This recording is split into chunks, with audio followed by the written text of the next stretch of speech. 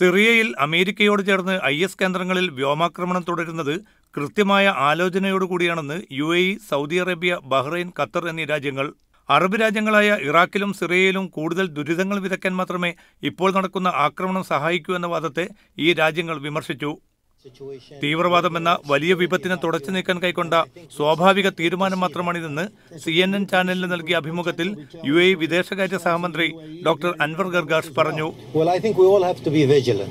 But I think taking action is better than not taking action or delaying action.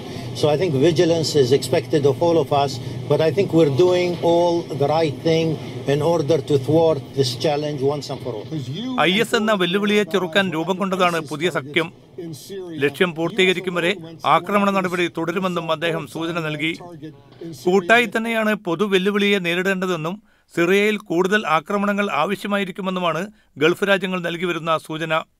സാധ്യമായ എല്ലാ മേഖലകളിലും സഹകരണം ഊട്ടിയുറപ്പിച്ചുകൊണ്ടായിരിക്കും IS വിരുദ്ധ ആക്രമണം മുന്നോട്ട് കൊണ്ടുപോവുകയെന്നും ഈ രാജ്യങ്ങൾ വിശദീകരിക്കുന്നു.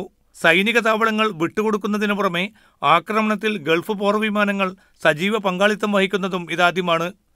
മേഖലയുടെ പൊതുസുരക്ഷയ്ക്ക് IS ഉയർത്തുന്ന ഭീഷണിയാണ് കടുത്ത നടപടികൾക്ക് തങ്ങളെ പ്രേരിപ്പിക്കുന്നതെന്നും ഗൾഫ് രാജ്യങ്ങൾ വിശദീകരിക്കുന്നു. MCA Nasser, media 1, middle east.